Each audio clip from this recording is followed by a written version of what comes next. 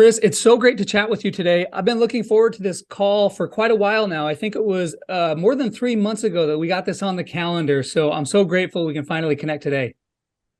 And I'm happy to be here. And despite being someone who attended schools that beat me mercifully as my time as a student athlete at Air Force, even though we didn't overlap, I'm delighted to do this podcast with you. Well, yeah, we had some success against your teams. You got the individual successes, though. So, it's hard to say if I'd rather have the team success or the individual success. But you've had a wonderful career, Chris. As you think back on your career, are there 2 to 3 simple, practical, underappreciated lessons you've learned from the military, sports, and higher education that you'd most like to pass on to future generations? Yes, great question, Nate. I'm going to take them in turn. I'm going to go military. I'm going to go sports, military, and higher education because I encountered them in that order. With the sports piece, and we've, I'm a United States Air Force Academy graduate, played football under the legendary coach Fisher DeBerry, who's a Hall of Famer.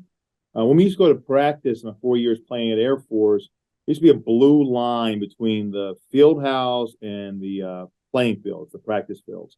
And Coach DeBerry would say, and I'm going to do my terrible South Carolina accent, by golly, Ben, when you cross that blue line, I don't care what you were doing up on the hill, which is where we had our academics and military and what have you, or aviation, what have you.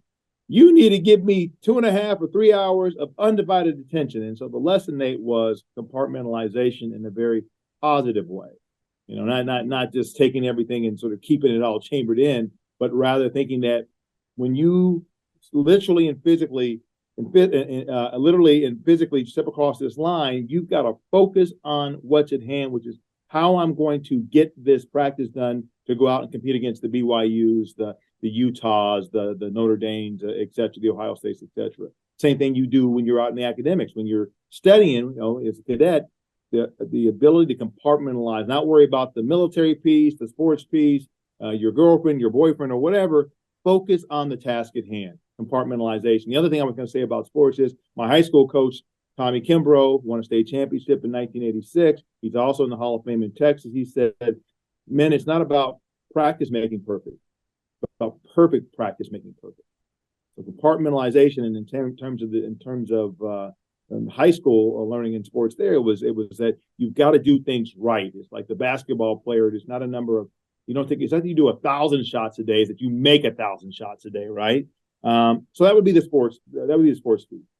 The military, I'm going to fast forward to a couple things. First, I stationed downrange in Afghanistan, running U.S. Intelligence collection efforts on the overt side for then General Austin, now Secretary Austin, really focusing on attention to detail and being disciplined enough to do it, to do the right thing all the time. Kind of ties into perfect practice, but attention to detail. I remember a mission we were getting prepped to go from Bagram Airbase to Kabul. We were sort of undercover human intelligence officers and checking our gear, checking your Kevlar, checking your long gun, your pistol, making sure everything was loaded, clean, etc.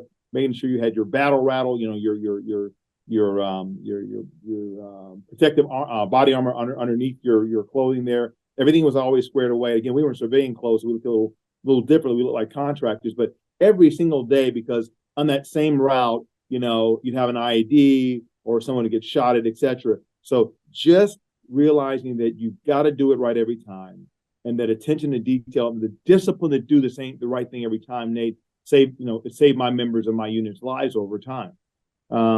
Finally, in terms of higher education, the biggest thing about higher education is that it's all about servant leadership. It's all about solving complex problems to make society better. And we did something when I was president of Robert Morris University in Pittsburgh, where we were working with the Pittsburgh Port Authority, and they needed something where they could help people go from being line participants, people that work on the shop floor, to being supervisors. And they were having a difficult time getting people trained to be able to take that leap. And they needed us as a partner. And so we structured this organizational leadership program, Nate, where we were able to take 15 credit hours worth of coursework, break it into individual certificates, deliver that pedagogy, those courses online on our campuses and in their shops and in their buildings as well, to enable these people to dream their hopes, dreams, and aspirations, and some of whom never thought they'd go back to college. So they were to stack those credits, those credentials, to become courses, to become degrees, and I'm happy to report that many of them stayed on to get a degree and never thought they could. So higher education, servant leader as an enabler. So those are the three lessons that I learned through education, higher education, sports, and in the military. I love these lessons, Chris, and we could talk for hours and days on all of these. We're going to try to keep it brief, and just a couple of reactions to these. The first one in sports, I played against Fisher DeBerry, and he was that legendary coach that you talked about, Hall of Fame. And I love this idea of focus. I think especially today in the day of cell phones, it can be so hard to focus on what we're doing. And some of my favorite research comes from John Gottman. He's the famous researcher that does all the work on relationships.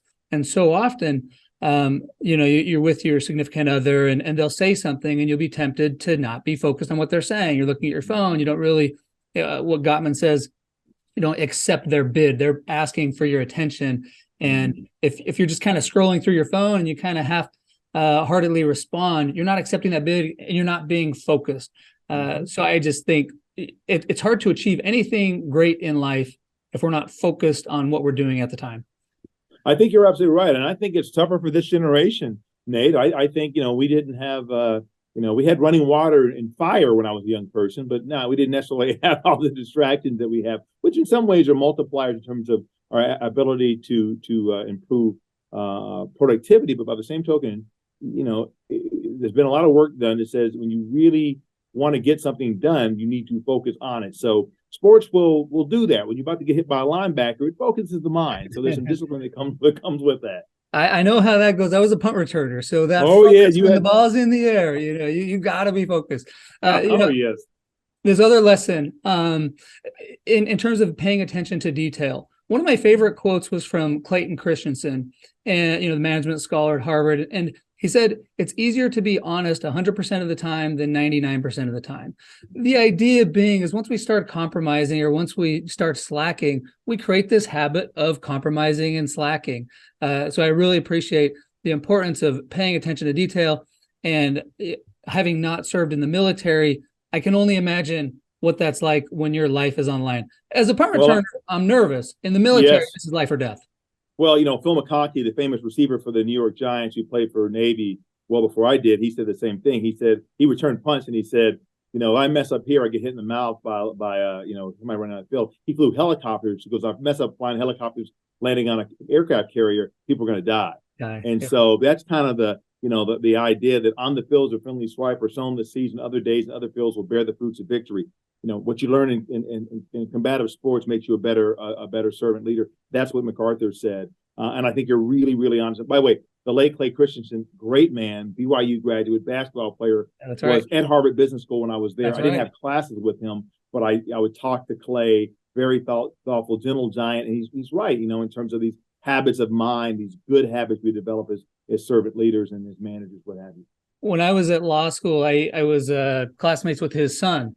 And Clay came out and gave a talk, and it was just, I just felt like I was at the feet of a giant learning. So it was cool. In more ways than one, because he was quite tall. He was very tall. Yes.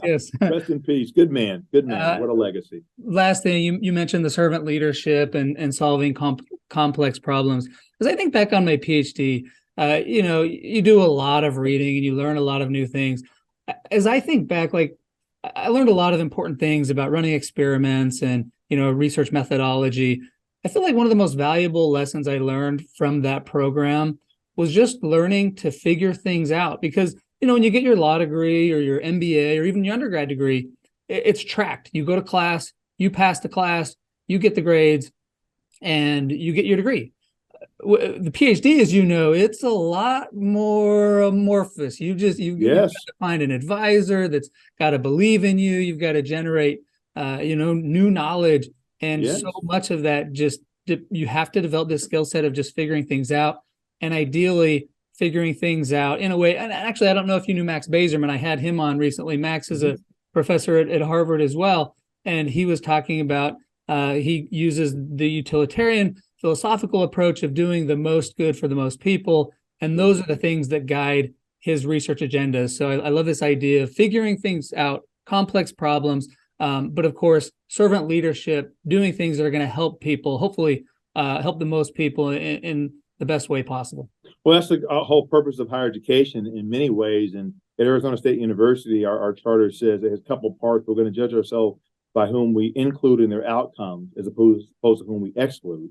So there is a servant leader part, but we're also going to be wedded to fundamental research, right? Applied knowledge to be able to serve the communities that are close to us economically, health-wise, et cetera. And so that whole idea of big brains and novel research to make the world a better place is not something that's lost on us as educators. You're at University of Kansas, you're doing the exact same thing. And it is neat when you're going through the dissertation process, and I'm coaching up my deputy chief of staff who's doing his PhD at Robert Morris University right now through a cohort program. I said, something that's novel knowledge generation. It's not easy, but it is terribly rewarding. I wrote about the U.S. Congress. You can make of that as you may, make a joke if you want to, but I wrote about the U.S. Congress and the House Armed Services and Foreign Affairs Committees, and I think I brought a little bit to the fight in terms of understanding how that institution functions or doesn't function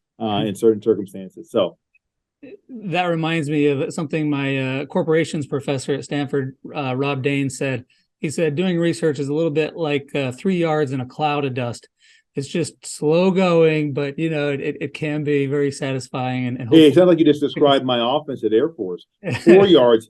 4 yards in a cloud of dust. We're in good shape, man. We can win a lot of football games that way. Well, I tell you what, Chris, I played a little DB in high school, and I would not want to tackle you today. You look like you're in incredible shape. I want to be sensitive to your time. These lessons are awesome. I'm so grateful that you just spend a few minutes with me. I look forward to sharing these lessons with my students, with my children, and trying to continue to apply these myself. So thanks so much for coming on today, Chris.